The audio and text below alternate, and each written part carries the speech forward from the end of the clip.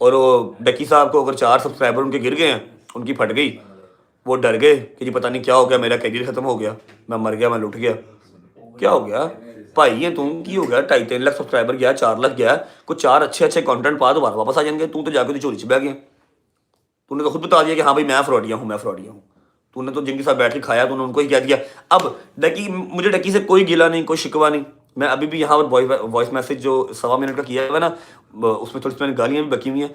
रात को 2-2:30 बजे मैंने वो मैसेज किया, उसमें मैंने उसको बताया, इसमें मैंने कहा कि भाई हर चीज़ लगती है कहीं साइड पे लग जाए, चैनल बढ़ता है वो बढ़ जाए, कोई मसला नहीं है, मैं तेरे साथ खड़ा हूँ। अगर हमने इकट्ठा किया है लॉन्च तो मैं तेरे साथ हूँ। हाँ, ये काम ना करी कि तू जाके माफ़ी मांग रहा है या तू किसी के साथ जाके कॉम्प्रोमाइज़ कर रहा है, क्योंकि तेरा बनता नहीं है। तूने किसी इंसान का नुकसान नहीं किया। आप स्कूल जाते हो, कॉलेज जाते हो, यूनिवर्सिटी जाते हो, वहाँ पर आप फीस देते हो, तो वो आपको कहते हैं कि जी ये हम आपसे फीस ले रहे हैं 10,000, 15,000, 20,000, हम आपको लिख के देते हैं गारंटी पे कि हम आपको पायलट बना के, डॉक्टर बना के बाहर निकालेंगे। नहीं ना, कुछ बच्चे पास होते हैं, कुछ मेरी तरह फेल होते हैं। इसी तरह हमने भी एक प्लेटफॉर्म बताया, चलो जी मान लिया कि मुझे किसी चीज़ का नहीं पता, किसी चीज़ का नहीं पता, मैं बिल्कुल डम हूँ, लेकिन फिर भी कुछ तो पता होगा कि 1.5 साल के अंदर मैंने डक्की को भी जो है वो खुड्डे लाइन लगा के तो यूट्यूब फाड़ के गुजरा हूँ मैं अपनी ज़ुबान पे खड़ा रहूँगा। सिर्फ ये ना कहीं कि आओ जी चलें और फलाने बंदे से माफ़ी मांग के आते, मैं कहा ये काम नहीं होना, बैक ऑफ वाला काम मेरे अंदर नहीं है। मेरा चैनल बढ़ जाए, लुट जाए, व्यूअरशिप मर जाए, तौबा नौज़ुबिल्लाह, अल्लाह की ज़ात ना चाहे तो ये काम हो नहीं सकता। लेकिन अगर हो गया तो मैं फिर भी नहीं जानना कि हाँ जी आ जाओ, मैं आ गया हूँ, मेरे साथ पॉडकास्ट कर लो, मुझे माफ़ कर दो। मैं या मर जाऊँगा तो या मार देंगा, ठीक है। और आप क्या कह रहे हो बैठ के जी एक तरफ कि जी मैं अपने प्यो का नहीं जो हूँ पिछे हटा, तो 3 दिन बाद ਤੁਹਾਡੀਆਂ ਜੱਫੀਆਂ ਪੈ ਗਈਆਂ ਨੇ।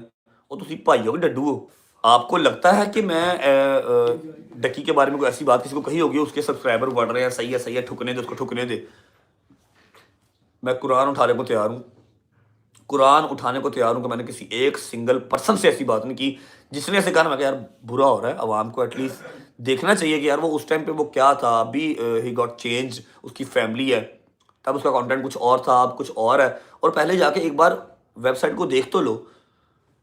स्कैम किसे कहते हैं कि आपने फीस दी और आप वेबसाइट में गए, वहाँ पर अंदर कुछ भी नहीं पड़ा, वह ब्लैंक है।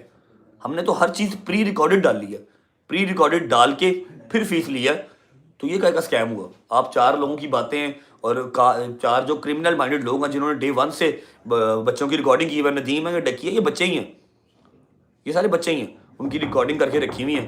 तो ये तो ज्यादती है ना, ठीक है। मेरी माँ पॉडकास्ट देख रही थी, मेरी माँ ने क्या गल किस तरह करता है डकी ना, तू तड़क करके गल कर रहे हैं, तू तड़क करके अपनी इज्जत खुद खराब की है, ठीक है। मैंने नहीं, मैंने इसको जो मैसेज किया हुआ था, मैं इसके साथ सदाबहार खड़ा रहता, लेकिन इसने ना उस मैसेज का रिप्लाई किया, ना कोई रिएक्शन दिया, और टक करता जाके ना गोदी में बैठ गया उनके, मुझे माफ़ कर दें, मेरे 2.5-3 लाख सब्सक्राइबर गया ना, मैं अपने दोस्तों को गंदा करता हूँ, वो वापस ले आए। तो यार अगर वो आता है तो मेरी रिक्वेस्ट है रजा फैमिली से, जाके इसका 2.5-3 लाख सब्सक्राइबर पूरा करवा दो, वही ना हो फिर चौक में खड़ा होकर डांस कर देगी, ठीक है।